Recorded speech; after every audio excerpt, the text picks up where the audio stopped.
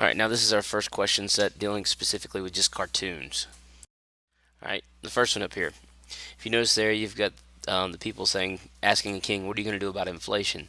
And the king simply says, "Print more money." The accountant behind him says, "We can't do that." He says, "Why not?" There's no more gold to back it up. He says, "Whew, for a minute there, I thought we were out of paper." Basically, this is mocking the fact that we now have more currency printed than we have gold to technically back up. Basically devaluing it. And in fact, that right there is the definition of inflation. So the people are asking about inflation. They're concerned about an increase in what?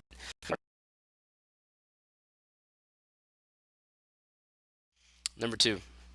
Now here it shows the Federal Reserve coming over and he's bringing flowers to the economy. Now, obviously, the economy's in a hospital room here. Looks like he's on life support. Um, and the flowers that the Federal Reserve is bringing just say rate cut on them. Okay, now what kind of rates does the Federal Reserve deal with? Well, they deal with two different kinds. Um, the reserve rate or ratio requirement, okay, for the banks, but that's not what he's going to be talking about. They also deal with interest rates, so it's going to be B. And by the way, what this says is anytime that the economy starts to struggle, the Federal Reserve will actually lower interest rates to try to increase spending and stimulate the economy some. And that's what he's been trying to do there. Number three. All right, you have somebody asking the boss for a raise. He's talking about the prices going up. The boss says not the price isn't going up on everything.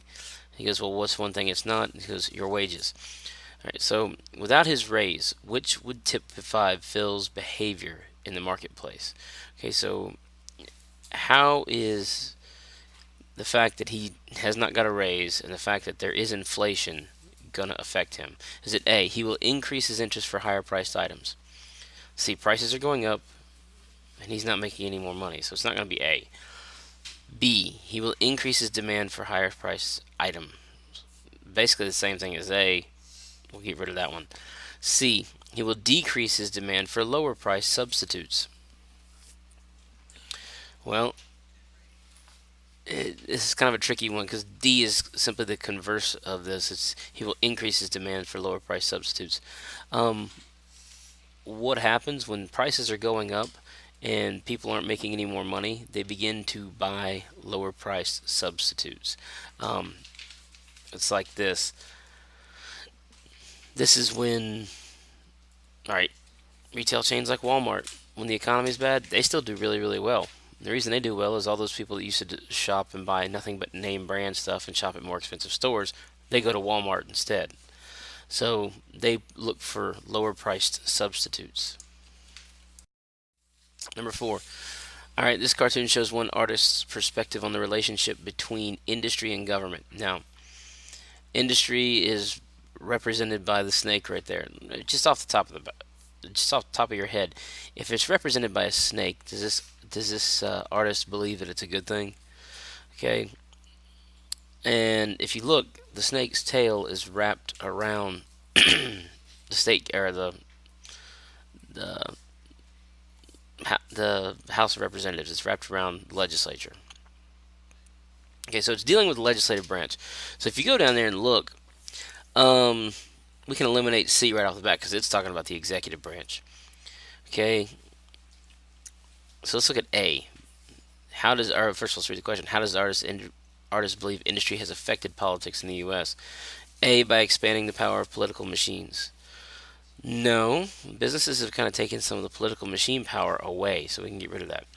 B, by forcing politicians to seek campaign contributions. Not really. D, by threatening the independence of the legislative branch. In other words, basically saying that legislative branch has ties to too many people now, and it's going to be D. I'll be honest with you, it's the truth. It still is today. I mean, our politicians are bought and sold by huge corporations every day. It's not right. It's part of the reason our government's and our economy and everything's in the situation it's in right now. All right, number five. Now, in this cartoon, in the political cartoon, President Theodore Roosevelt is depicted as opposing which group? All right, now he is sitting there shooting at three different trusts. Okay, go ahead and get this straight in your mind that while there are some technical differences technically between a trust and a monopoly, for all intents and purposes, if you think of them as being the exact same, it'll benefit you. Okay, corporate monopoly equals trust. So the answer to this one is D, corporate monopolies. All right, number 6, we got another one with Theodore Roosevelt. How did President Roosevelt's response to a scandal influence national policy? Now, if you look there, he is investigating the meat scandal. Now, this was brought about specifically by the book The Jungle. Okay, and it depicted a situation where um, basically Americans are being served horrible, contaminated meat. All right, and okay, so it changed some national policy. Okay, so let's look at our answer choices. A, the government became involved in protecting individuals from big business. Let's hold on to that one. B, the government became involved in providing basic needs for individuals. They did, but that's not didn't have anything to do with this. C, the government began providing agricultural subsidies. Again, they did, but it has nothing to do with this. D, the government began protecting natural resources. And yet again, they did, but it has nothing to do with this cartoon. This cartoon's all about the idea that the government was going to get involved in protecting people from businesses. A. All right, number 7. In this cartoon, you see it's supposed to be a working man coming home, and his little girl is all by herself. She's been left at home alone. On the wall, you see posters saying "Votes for Women." The cartoonist attempted to influence public opinion and public policy by inferring that it's going to be A, that if women were allowed to vote, they would neglect their traditional duties. In other words, if you gave women the power to vote, they would then take on other roles. They'd start taking jobs. They would start, getting involved in other things, and they wouldn't raise the kids, and they wouldn't cook supper, and they wouldn't keep the house clean, and things along those lines. That's what they're trying to infer there. Number 8. Now, this cartoon shows a guy that's just lost everything, and if you look over on his briefcase, um, it's labeled "victim of bank failure." So he had money and he had put it up, and it was in a bank somewhere, but the bank went out of business. Okay, and then you've got the squirrel asking him, "Why didn't you save some money for the future when the times were good?" All right, and the man says, simply replies, "I did." Okay, attempts to help this man and others like him led to what? Okay, so what happened because of this situation? Is it A, a shift in American economic systems from capitalism to socialism? No, we're not a socialist country. B, a reduction in the role of federal government in American economies? No, if at all, it's going to be the opposite. C, American distrust of the federal government and its programs? No, at this point, Americans were turning to the federal government for help because they distrusted big businesses and banks. D, an expanded federal government role in American business and economic activity. Things like this, the bank failures, led directly to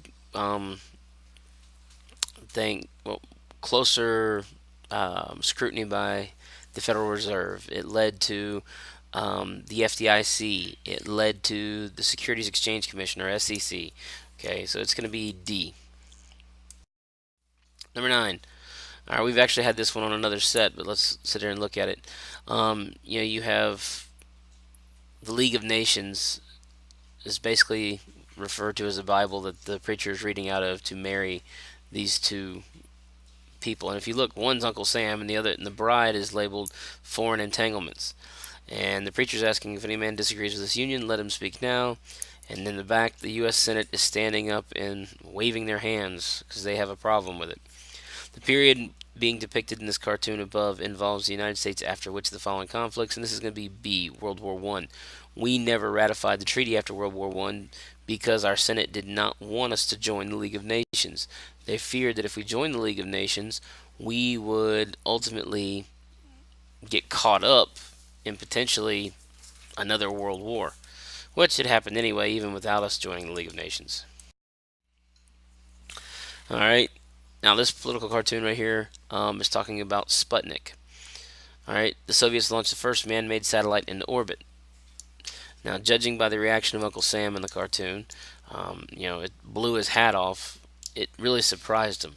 It was something, they were shocked. So, what did the U.S. government do in response to the event referred to in the cartoon? So, what would you do? Um, they didn't seek peace immediately and try to end the Cold War. They were still competing. All right, so we get rid of A. B. The government banned civilian contact between the U.S. and the Soviet citizens. The Soviets might have, but we didn't, so it's not going to be B. C. The government decided to spend more on both science education, and the military. This is what it's going to be.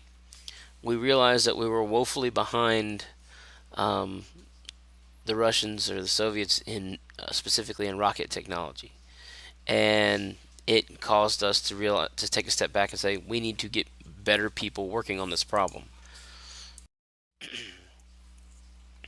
All right, now if you look here in this one, all right, it shows one little flower left standing. It's a Standard Oil company, and you see all these dead flowers around it at the base of the flower, and they're labeled competitors. Okay, so which feature of the U.S. economy in the late 1800s is symbolized by this cartoon? It's not going to be A, improvements in agriculture. Standard Oil had nothing to do with agriculture. B, dependence on imported oil. No, Standard Oil was an oil company in the U.S. Or C, the creation of monopolies. That's what it's going to be right there. Standard Oil was a monopoly. Number 12, base your answer on the following question to the following question on the cartoon and your knowledge of social studies. All right, so you've got a big trust playing with little paper dolls that are labeled Congress. Okay, so what's the main idea of this cartoon? If the big trust or the big monopoly or big business is controlling these little dolls, it's basically saying that the trust is controlling Congress. Okay, so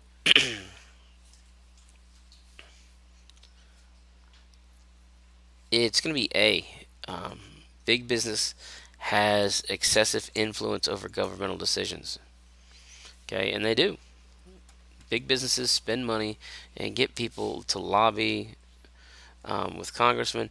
And one of the ways they can do it too is campaign contributions.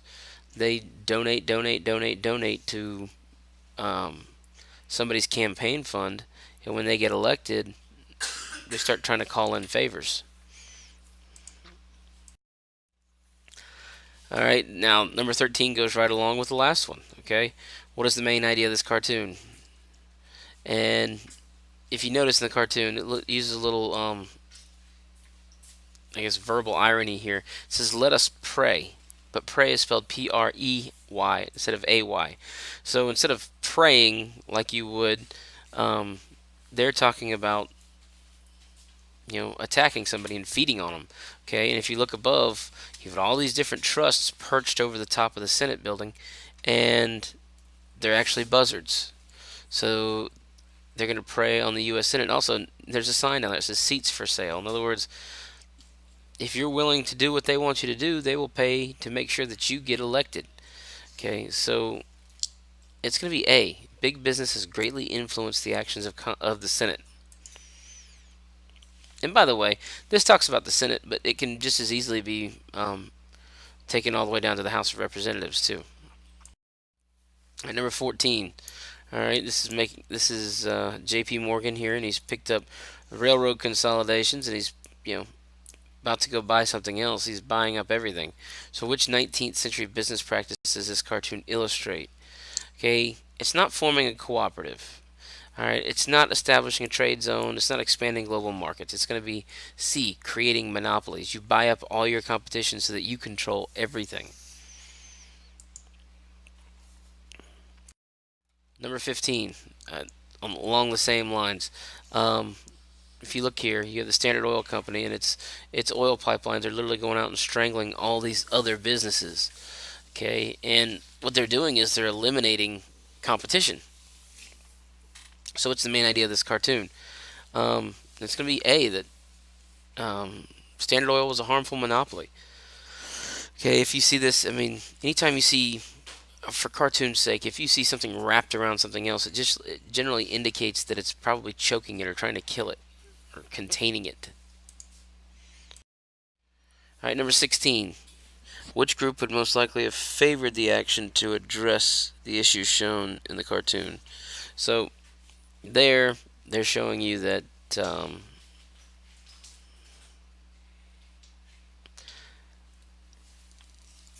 you've got pirates, and the pirates are the actual trusts themselves. And